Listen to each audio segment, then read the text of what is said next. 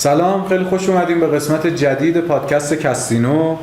امروز قرار در مورد جذب سرمایه‌گذار، اهمیت جذب سرمایه‌گذار و چالش‌های اون صحبت بکنیم. منم سلام عرض می‌کنم، امیدوارم که همگی خوب و سالم باشین. یکی از مهمترین الزامات هر کسب و کاری بعد از اینکه شروع میکنه به فعالیتش و احتمالاً یک محصول یا خدمت رو به بازار میخواد عرضه بکنه، نیاز به جذب سرمایه‌گذاریه. چون عملاً ما تا یک جایی با منابع خودمون و تیممون و شکل‌هایی از اهرم‌های دیگه، اهرم‌های بدهی بانکی، تسهیلات و اینجور موارد میتونیم شروع بکنیم، ولی آنچه که کار رو توسعه میده و کمک میکنه که کار ما تجاری سازی بشه و بتونیم پروموتش بکنیم، بحث جذب سرمایه گذاریه و مدل های متفاوتی برای ادامه همکاریمون با یک سرمایه گذار متصور هستیم که حالا در خلال این پادکست سعی میکنیم که به تفکیک اون مدل هایی که رایج‌تر و مهمتر و عملیاتی تر هست راجبش صحبت کنیم. معمولا یک بیزینس تا جایی که بهش میگیم ساختن پروتوتایپ یا یک MVP، حالا چه سرویس چه پروداکت شامل میشه برای هر دو کاتگوری، ما تا ساخت یک MVP رو میتونیم با منابع خودمون و تیممون بیایم جلو. ولی اون چیزی که شروع و ورود سرویس ما یا پروداکت ما به بازار کسب و کار و مارکت ما رو تضمین میکنه جذب یک سرمایه گذاریه. پس احتمالاً شما تا قبل از نهایی شدن MVP تون هر آنچه که از سرمایه گذاری تأمین میشد رو انجام ندی، سولوشن بهتریه. یعنی تا قبل از سرمایه گذاری باید رفت به سمت تسهیلات، آوردن منابع از همون فامیلی و فرند و به قول معروف اینجور مطالب و هم تیمی، یا مثلا رفتن به یک مرکز رشد، شتاب دهنده، سازمانهایی که دارن توی این هول و هوش خدماتی رو ارائه میدن و سرمایه‌ای رو میتونن در اختیار بذارن. تا MVP باید سعی بشه که از اینها استفاده کنه، ولی بعدش میطلبد که شما با یک سرمایه‌گذار جلو برید. این که قبلش با یک سرمایه‌گذار صحبت نکنی، به خاطر اینکه اگر قبلش ورود کنه، اگر که در خلال انجام پروژه یا دیزاین پروداکت شما بخواد دخالتی بکنه، احتمال اینکه مسیر پروژه عوض بشه و با اون خواسته ها و تمایلات فاوندرهای اون بیزینس هم راستا نباشه خیلی زیاده. برای همین جلوگیری از چالش های این شکلیست که میگیم تا قبل از اون اهرم ها یه شکل دیگه ای داره، ولی از اینجا که حالا شما یک محصول دستته و اگر با یک سرمایه گذار صحبت کنی، قدرت چانه‌زنی بالاتری هم داری و میتونی برای به قول معروف بهتر انجام شدن مدل‌های پروموشنی از سرمایه‌گذاری استفاده کنی، اینجا حالا وارد بازار سرمایه‌گذاری میشی. نظرتون چیه راجع به این موضوع؟ دقیقاً به نظر من اگر که تو موارد اول، یعنی قبل از MVP، وارد بحث با سرمایه گذار بشی، که البته من بعید میدونم که سرمایه گذار قبل از اون خیلی متقاعد بشه که بیاد و قبول بکنه که روی پروژه شما سرمایه گذاری بکنه، ولی اگرم یه سرمایه گذار تصمیم گرفت که روی این پروژه سرمایه گذاری بکنه، قطعاً شما رو با چالش های بسیاری مواجه خواهد کرد. خب شما به عنوان صاحب این ایده و صاحب اصلی این کسب و کار قطعاً یه چیزی داخل ذهنت داری و میخوای شکلش بدی. خب از اون طرف سرمایه گذار موقعی که بیاد دید تو رو نداره، چه به لحاظ بازار دید تو رو نداره، چه به لحاظ فنی دید تو رو نداره. اون ایده‌ای که تو ذهنته و چشم اندازی که براش داری رو درست نمیتونه درک بکنه، قطعاً تو رو تو طراحی این محصول و خدمت دچار چالش میکنه. و دقیقاً بعد از اون مسئله اهمیت وجود سرمایه گذار اتفاقاً پررنگتر میشه. قبل از اون واقعاً هم خیلی نیازی به سرمایه گذار نیست.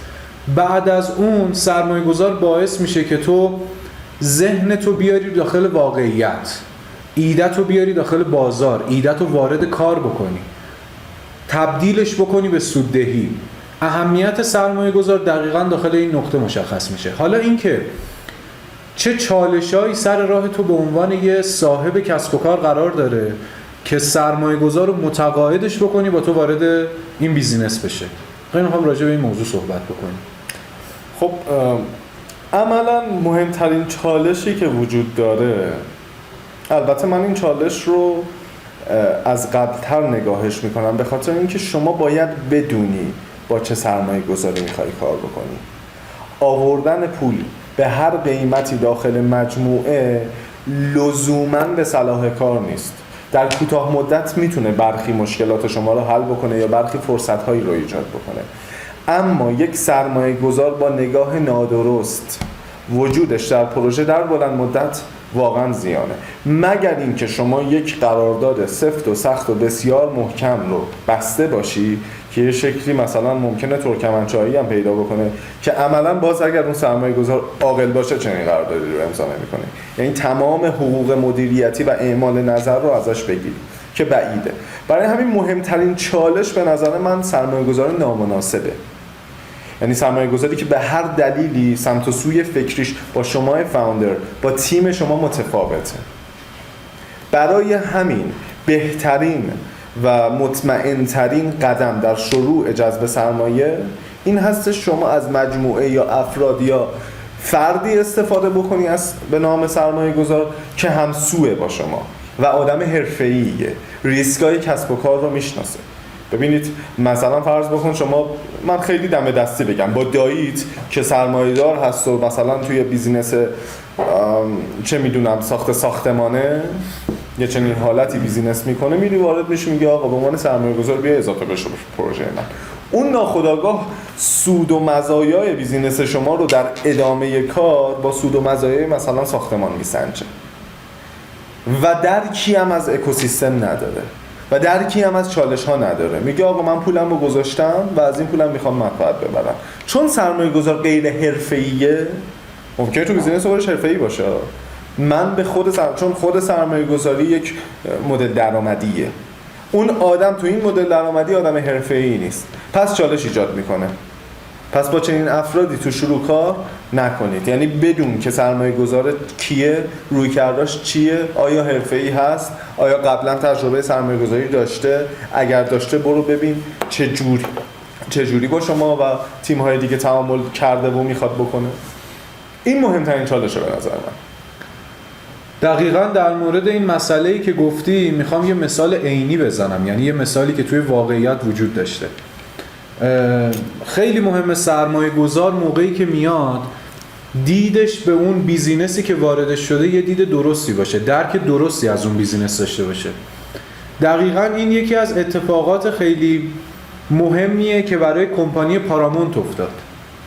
کمپانی پارامونت یه فیلم فوق‌العاده شاهکار رو ساخته به اسم پدرخوانده.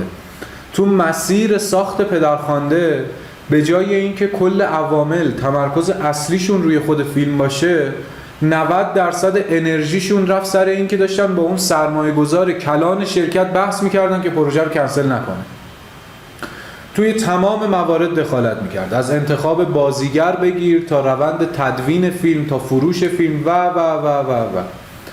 خب شاید اگر که اون سرمایه گذار که اومده بود دید خیلی مناسب تری نسبت به سینما داشت و اون هدایت کردن و میسپرد به مدیر خود پارامونت، مدیر خود استودیوی پارامونت، شاید اونا هرگز به این چالش‌ها نمیخوردن و تمرکز 100 خودشون رو میذاشتن روی فیلم.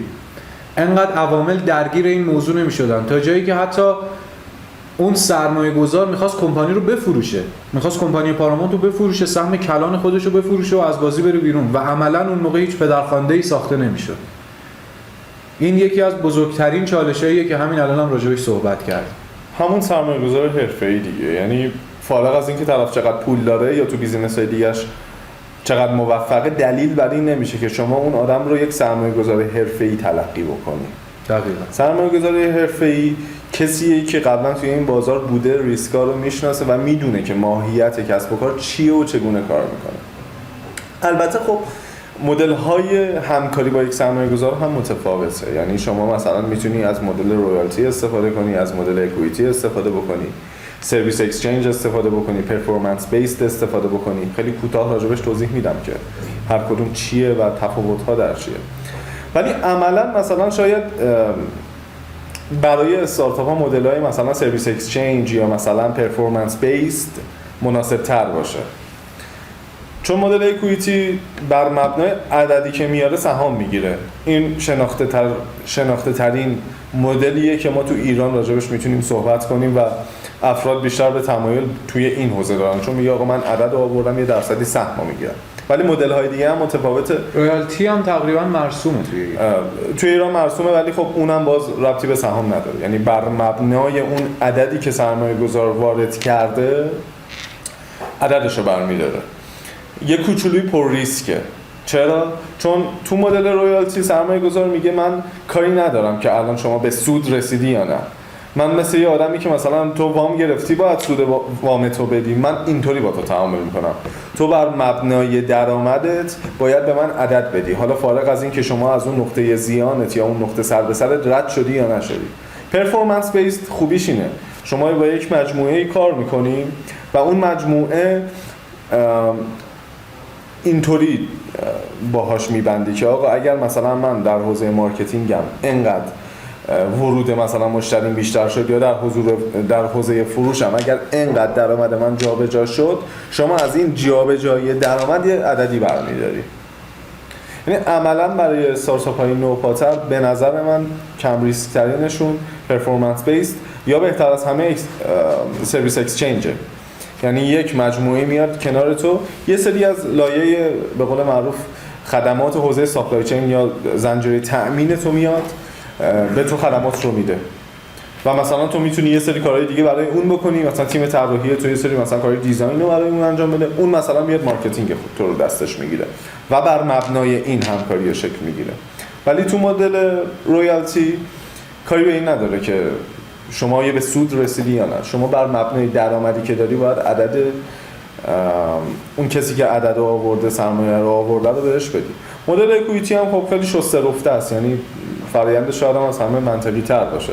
به هر حال یک ارزش گذاری فناوری و کسب و کار انجام میشه و بر مبنای اون عددی که سرمایه گذار میاره 1% رو از اون میگیره. قاعدتاً چالش ها وقتی ایجاد میشه که شما مدل سرمایه گذاری رو نفهمیدی، سرمایه گذارم نفهمیده و این باعث تنش میکنه و باعث استکاک میشه. ابتدای هم شما به عنوان کسی که فاوندر کسب و کارتی، یه تیم هسته اصلی اون کسب و کاری، قبل از اینکه هر قراردادی رو امضا بکنی باید تمام موارد رو خونده باشی، با مشاور حقوقی صحبت کرده باشی، با مشاور ارزش گذاری صحبت کرده باشی، با بچهای محصول، با بچهای بازاریابی، با بچهای فروشت صحبت کرده باشی تا در نهایت کاری رو نکنی که به ضرر و زیان بیزینس تو باشه. یکی از چالش‌های خیلی بزرگی هم که وجود داره اینه که بیان سرمایه‌گذار رو متقاعد بکنن که بیاد داخل اون دوتا سرویس با اینا همکاری بکنه. خب اصلا بریم حتی عقب‌تر، یکی از بزرگترین چالش‌های بیزینس‌ها حتی استارتاپ‌ها اینه که اصلا سرمایه‌گذار رو متقاعد بکنن که با اینا بیاد وارد کار بشه. شاید به خاطر همین هم هست که خیلیاشون تن میدن به یه سری سرمایه‌گذاری‌هایی که بعدها به ضررشون تمام میشه، یا سرمایه‌گذاری‌هایی که طرف هیچ دانشی در مورد اون بیزینس نداره و میاد داخل این بیزینس. خب من فکر میکنم یکی از بزرگترین دلیلاش پیدا کردن سرمایه‌گذاره که الان خب با توجه به شرایطی که وجود داره سرمایه‌گذار خیلی کم شده و طرف ترجیح میده که پولشو ببره جاهای مطمئن‌تر تا بخواد پولشو بیاره داخل یه کسب و کاری که داخل یه شرایط غیر استاندارد داره کار میکنه و شروع به رشد کنه.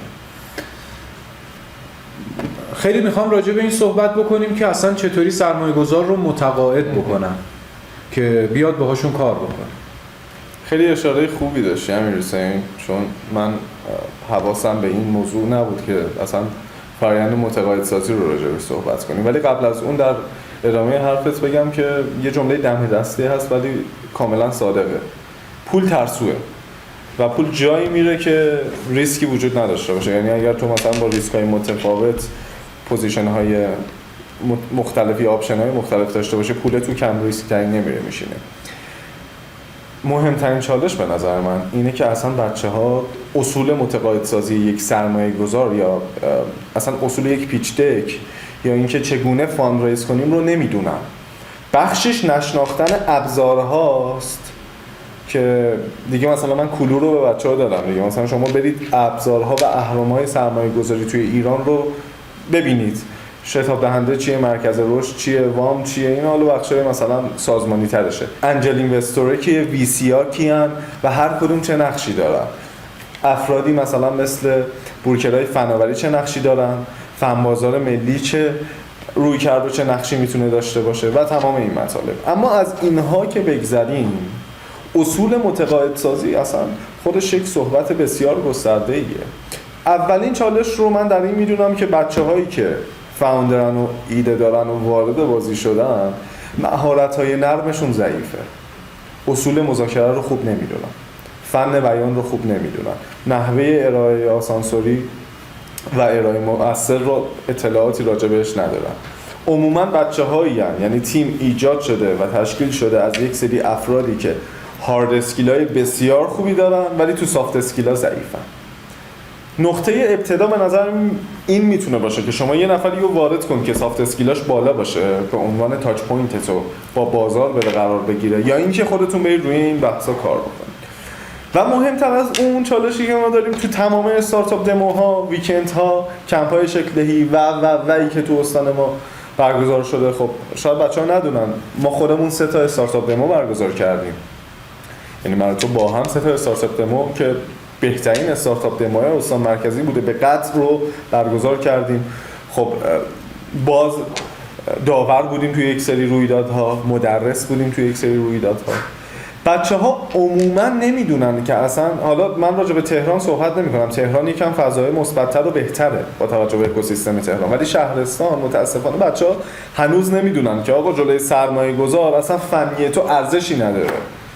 اصلا تو اون پرزنتیشن 10 دقیقه تو اصلا جایی صحبت کردن و فنی نیست. یه نفر پولدار اومده که ممکنه از لحاظ دانشی هم بسیار از تو عقب‌تر باشه و هیچی ندونه، اون اصلا چه کار داره که تو نمیدونم اگر مثلا اومدی دیولپ کردی یک مثلا سافر از سرویس رو با چه زبانی زدی، چه شکلی زدی، مثلا چه مواردی رو رعایت کردی، یا مثلا پروداکت تو اگر یک پروداکت فیزیکاله مثلا چه آلیاژ خاصی داره، چه مثلا مانیفکتورینگ عجیب غریبی روش انجام میشه، چه هوش مصنوعی، اصلا اینا رو متوجه نمیشه.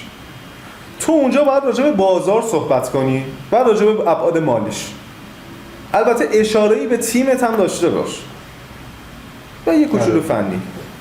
یعنی من خودم به عنوان سرمایه‌گذاری یا یک داور، ابتدای امر تیم برام مهمه، یعنی فنی رو با تیم احتمالاً ارزیابی میکنم، چون من اونقدر تخصص و اون عمقو توی بحثی که داره راجع به صحبت میکنی من ندارم، ولی از تیمی که داری راجع به صحبت میکنی میتونم بسنجم که آقا این کار هستید که این چیزی که میگید و پیاده کنید یا نه. مهمتر از اون بازاره. اصلا بازار رو رفتی به قول معروف آنالیز بکنی، اصلا میدونی چه حجم بازاری اینجا وجود داره، رقبا رو میشناسی، میدونی برای کدوم مشتری داری تولید میکنی، اون مشتریه رو شناختی، پرسوناش رو اکسترکت کردی، میدونی تمایلاتش چیه، میدونی چه الزاماتی رو باید براش در نظر بگیری و حالا همه اینا. آیا میدونی چه مدل استراتژی، مدل های پروموشنی، چه مدل ادورتایزینگی باید براش انجام بدی؟ و بعد از اینکه اینو به من گفتی، حالا بیا مالی تو بگو. به من بگو که نقطه سر به سرت چیه، به من بگو ROI چیه، پیبک پریودت چیه، به من بگو NPV چیه، IRR چیه، نمیدونم ROA ROI چیه. من با این شاخصاست که شما رو میتونم آنالیز و ارزیابی کنم. وقتی که راجع به این شاخصا صحبت میکنیم، استاندارد گفتنشون خیلی مهمه. مثلا ما رفته بودیم تو یه استارتاپ دمویی بود پارسال برای یکی از ارگان‌های دولتی که ما به عنوان داور اونجا رفته بودیم. طرف مثلا راجع به IRR صحبت کرد، مثلا یه IRR عجیب، اینترنال ریت اف ریترن، حالا دوستان سرچ کنن متوجه میشن که داستان چیه. IRR عجیب. من گفتم مثلا دوست عزیز، تو این شاخص اومدی اینجا صحبت کردی، حالا من کاری ندارم، ممکنه یه نفر یه اکسل بهت داده، تو عددات رو ریختی تو اکسل، یه چیز هچلفتی درباره گفتی IRR. تو وقتی سوادشو نداری، نمیفهمی که آقا این چیزی که داری میگی اصلا سنخیتی با اون IRR نداره، خب اینجا بعدا میری توی جلسه با سرمایه‌گذار هر چی رو خوب ندونه، بحث‌های مالی رو خوب میدونه، میری سوتی این شکلی جلوش میدی، میگه آقا اصلا اینا این کاره نیستن. IRR در حدود نمیدونم 1000% فعلا اصلا منطقی نیست. یعنی IRR به نظر من اگر بالای 300% باشه تو ایران، که 300% خیلی طرح‌های خوبی ان، عملاً باید بهش شک کنی. یعنی اون اینپوتی که دادی تو پروسست که برسی به آوتپوت که اسمش میشه IRR اشکال داره. مارکت رو باید خوب بدونید و مالی رو، و کسی که داره ارائه میده باید این دوتا رو کامل تسلط داشته باشه و تیم خوب. این به نظر من میتونه یک فاندامنتالی رو بنا بذاره بر اینکه حالا یک بیسیکی رو بنا بذاره بر اینکه حالا تازه برید جلو سرمایه گذار دیگه. حالا اونقدر اونجا مهمه که چقدر تو اصول مذاکره رو میدونی، چقدر فن بیان رو میدونی، اون آدمی که داره اونجا پرزنت میکنه چقدر اعتماد به نفس داره، حتی چه تیپی داره میزنه سر اون جلسه. آقا مثلا شما رفتی استیو جابز رو دیدی که مثلا با یه شروالی و این تو ایران جواب نمیده. این مدل آمریکاست. دوباره برمیگردیم به همون بحث دیتا و اینفورمیشن و نالج. آخه اصلا کاملا متفاوته. استیو جابز موقعی میاد اونجوری صحبت میکنه که دیگه استیو جابزه. بله. یعنی هیچ موقع، خب میدونی من خیلی راجع به زندگی استیو جابز خوندم و مطالعه کردم. استیو جابز هم هیچ موقع اون اوایلی که میرفت، آره استیو جابز لباس راحت میپوشید ولی کت شلوار راحت میپوشید اون اول کارش. موقعی استیو جابز اومد این مدل ارائه داد که دیگه استیو جابز بود. همه میدونستن استیو جابز کیه. نوکیا رو حذف کرده بود. همه ذهن این آدم رو شناخته بودن. نه اون اول کار که هیچ کس نمیشناختش بیاد با یه شلوارلی. اتفاقا من یه عکسی از استیو جابز دارم میذارمش برای بچه‌ها که ببینن. استیو جابز اونجا میلیون‌ها دلار پول تو حسابشه، یه شلوارلی پاشه که شلوارلی پوپو شده، اصلا پایینش پاره است، بعد نشسته لب جدول این حالت رو گرفته. اونجا این آدم استیو جابزه. و فارغ از اون امیر حسین، یعنی این نکته خوبی بود. این هم یادمون باشه اون مال کالچر یو اس ایه ها. یعنی اون اینجا جواب نمیده. اون اصلا نوعی که افراد میپسندیدن ممکنه کژوال خوب بوده باشه، ما نمیدونیم. ولی آن چیزی که من تو ایران میدونم تو شما برای 90% سرمایه‌گذاراتون البته بررسی کنید، همیشه اکسپشن وجود داره، ولی رو 90% سرمایه‌گذاراتون فقط با کت شلوار نفر اول بره پرزنت کنه، چون اون دیدگاهش بر اینه، اون این شکلی میپسنده. من احساس میکنم کل دنیا اینجوریه. یعنی یه صحبت خیلی جالبی هست، میگن که هر سخن جایی و هر نکته مکانی داره. خب قطعا تو موقعی که کت شلوار تو ارائه با سرمایه گذار نپوشی دیگه کجا میخوای بپوشی؟ مگه اینکه آره شدی تو اون حج، اصلا همین ایرانشو بیا در نظر بگیر. اگه استیو جابز الان تو ایران بود قطعا شاید برای ما خیلی عجیب نبود یه نفر با شلوارلی و یقه اسکی بیاد رو صحنه شروع کنه برای ما حرف زدن. قطعا نبود، حتی تو همین ایران، تو همین فرهنگی که هستیم. شما نگاه کن، کراوات داخل صدا سیما ممنوعه، ولی پروفسور سمیعی میاد تو صدا سیما با کراوات میاد. پروفسور سمیعی آدم بزرگتر از اون بودنه. دقیقاً مسئله این هست. یه چیز مهم، حالا من رو بحث، چون میدونی من رو بحث اینترویو کردن خیلی علاقه دارم و یه چیزایی میدونم، هر روزم سعی میکنم اطلاعاتمو بهتر بکنم. این رو اینترویو بود، میگفتش البته واسه اون اینترویوهایی که مثلا توی سیلیکون ولی یا مثلا رو ایران خیلی ممکنه مصداق نداشته باشه، برای اینکه بدونیم و مرور کنیم دارم میگم. مثلا پیشنهاد داده بود یه نفر که هد هانتر بود. هد هانتینگ میکنن. آره. مشخصه دیگه، یعنی افراد مناسب و افراد استعداد میارن، مستعد و جذب میکنن، شکارشون میکنن. اون داشت پیشنهاد میداد، میگفتش مثلا خیلی خوبه که شما مثلا یه هفته قبلش برید یواشکی اسنیکی، یعنی ادجکتیوش اسنیکیه، برید مثلا ببینید آدما دارن تو مجموعه با چه تیپی میرن.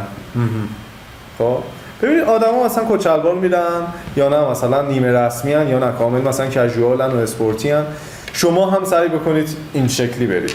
حالا واقعیتش اینه که از این میخوام به این برسم که شما باید بدانی که سرمایه‌گذار چی میپسنده و با اون لباس جلوش صحبت کنی که به قول تو ممکنه 100% اوقات هم نیاز باشه اتفاقا با بهترین کت شلوارت بری بشین. همیشه یادمون باشه ما چون دنیای تک و دیجیتال رو داریم از یه سمت دیگه ای میگیریم، خیلی موارد کالچرالی رو توش ایمپلنت کردن مهمه. ببین ناکن نمیتونی اونی که اونجا سو برداری بیاری اینجا همینطوری ارائهش بدی، باید اول لوکالایزش کنی. باز تفاوت همون اینفورمیشن و نالج، یعنی اگر واقعا میخوای اینفورمیشنت تو د پوینت بشه و اکیوریت بشه باید تحلیل بشه، تبدیل به نالج بشه و بعد عمل بشه. نکته‌ای هست که بخوای اضافه کنی؟ خیر، به نظرم خوبه که یه جلسه از پادکست رو کاملا اختصاص بدیم به این موضوع که حالا البته شما هم نظرتون رو بگین حتما داخل کامنت ها، اختصاص بدیم روی این موضوع که چگونه ارائه بدن. یعنی پادکست بعدیمون در ادامه این اهمیت سرمایه گذاری در مورد چگونگی ارائه دادن باشه. حتما میتونه باشه. البته یه کوچولویی از اون، چون ما همیشه گفتیم یکی از اهداف این پادکست اینه که خیلی دوست نداریم آموزشیش بکنیم، صرفا یه گپیه که من و تو داریم میزنیم و واقعیت اینه اگر مثلا اون دوربینم نبود احتمالاً چنین صحبتی میشد، ولی میتونیم چنین کاری رو بکنیم و حتما میتونه یک سری از تجربیاتی که ما خودمون توی، چون ما با توجه به اینکه بروکر فناوریم، حالا باز دوستان نمیدونن، و بروکر فناوری تخصصی توی استان مرکزی هستیم و با کل کشور کار کردیم، میتونیم یه سری از اون الزاماتی که خودمون بهش رسیدیم و میدونیم رو بیان بکنیم. یه جنبندی به نظرم داشته باشیم. ما داخل روند خود پادکست امروز اومدیم اول راجع به یه سری موضوعات صحبت کردیم و بعد رسیدیم به این که چه چالش‌هایی بچه‌ها دارن و بعد رسیدیم به این که چه چالش‌هایی بچه‌ها دارن در پیدا کردن خود سرمایه‌گذار هستن. حالا جمع‌بندی رو از آخر به اول من میگم. مهمترین بحثی که بچه‌ها توی ارائهشون به سرمایه‌گذار باید در نظر داشته باشن بحث مالی، بازار و تیمشون هستش و بیان وقت بیشتری از ارائهشون رو تخصیص بدن به این موضوعات که هم جذابیت بیشتری برای سرمایه‌گذار داره و احتمال این که اون سرمایه‌گذار بپذیره و با اینها کار بکنه بیشتر میشه. دومین موضوع، اگر که سرمایه‌گذارشون پیدا شد خیلی دقت بکنن به نحوه و مدل سرمایه‌گذاریشون و قطعاً تلاششون رو بکنن تا جایی که میتونن. خب چون ما شرایطی که داخلش هستیم واقعاً شرایط استیبلی نیست و پیدا کردن سرمایه‌گذار یه چالش بسیار بسیار بزرگه. تا جایی که میتونن دنبال سرمایه‌گذاری برن که به فضا آشنا باشه، با شرایط آشنا باشه و چالش‌های دم دستی براشون ایجاد نکنه. دیگه فکر میکنم خیلی جامع راجع به همین صحبت کردی، صحبتی بیش از این نیست. علاوه بر این، افرادی که حالا دنبال این هستن که فاند ریز کنن حتما به این قضیه دقت داشته باشن که تو تیمشون نیاز دارن که یک نفر با سافت اسکیل‌های خیلی خوب حضور داشته باشه، یا اینو بیارید یا یک، من همین هفته پیش خودت شاهد بودی به یه استارتاپ گفتم آقا تو می‌خوای مذاکره کنی برو پولشو بده، یه نفر بیاد 2 ساعت بعد مذاکره کنه اگر نمیتونی. بالاخره باید بدونی یه شکلی از یه نفری استفاده بکنی که بازی رو بلده، اصول فنون رو میدونه، فن بیان خوبی داره، سخنوره، حتی صدای خوبی داره، حتی تیپ خوبی داره. از اینجور افراد استفاده بکنید. اینا دیگه اون چیزای بازی که توش کتابی بهت نمیگم، ولی اینا خیلی مهمه. یعنی علاوه بر تمام موارد تکنیکالی که راجع بهش صحبت کردیم، این موارد هم موارد مهمیه. و اینکه مدل‌های سرمایه‌گذاری رو بشناسید. رویالتی چیه، سرویس اکسچنج چیه، نمیدونم پرفورمنس بیس چیه، اکوئیتی چیه و جدای از این ابزارها رو هم بشناسید. هر کدوم از این سازمان‌ها کجا میتونیم سمتشون بریم، کجا باید سمت کدوم بریم، تو چه استیجی باید از اینا استفاده بکنیم، از چه استیجی باید از اینا استفاده بکنیم و در نهایت هدفتون رو از دریافت و جذب یک سرمایه یا یک سرمایه گذاری رو مشخص بکنید. ببین کن هر چی بیشتر بده بهتره. این نمیشه بیزینس کردن. بدون چقدر میخوای همون قدر رو بگیر، چون بیشتر از اونش خطرناکه. ما تجربه موفق افراد محدودی رو شنیدیم. ما به ازای هر کارآفرین موفق صدها کارآفرینی هست که شکست خوردن و ما فقط داستان موفقا رو شنیدیم. ما فقط داستان، هر چیزی که نوشته و نگارش شده بر اساس این هاست. این چیزی که من اینجا دارم میگم بر اساس افراد ناموفقه، چون حالا بالاخره ما فرصتی بوده و با خیلی از افراد نشستیم. همین هفته پیش ما اگر یادت باشه جلسه‌ای بودیم که مثلا با 2 تا شریکش چالش جدی پیدا کرده بود و سال 97 18 میلیارد تومنشو همینطوری سفت بازی و چک بازی و اسناد جعلی ایجاد کردن خارج کرده بودن. اون سال 18 میلیارد عدد بود. من فکر کنم مثلا بی ام دبلیو اون موقع 1 میلیارد 1.5 میلیارد بوده. ببین سال 97 18 میلیارد تقریبا معادل 2.5 میلیون دلار بوده. اینه که 3 میلیون دلار. یعنی میخوام بگم که عدد درستی بوده به اون موقع. اینا همه بر این اساس این موضوعات ایجاد میشن که ما یه جایی از کارمون رو با توجه به آن چیزی که باید جلو بریم نمیریم. هر چقدر بیشتر بیاد بهتره و ول کن، حالا فعلا سرمایه‌گذاری رو بگیریم، حالا فکر می‌کنیم چه کارش کنیم. پلن داشته باشید برای اینکه می‌خواید باش چه کار بکنید و در نهایت امیدوارم که همگی موفق باشین و هر کسی واقعا تو این شرایط میخواد کاری بکنه بتونه یه کاری بکنه، چون شرایط پیچیده و پرچالش. ممنونم ازت. قربونت. مرسی از همه شما که همراه کسینا هستین و اگر که فکر میکنین دوستی، آشنایی، رفیقی به این مطالب نیاز داره حتما اینو براش شیر بکنید. خدا حافظ. خدا نگهدار.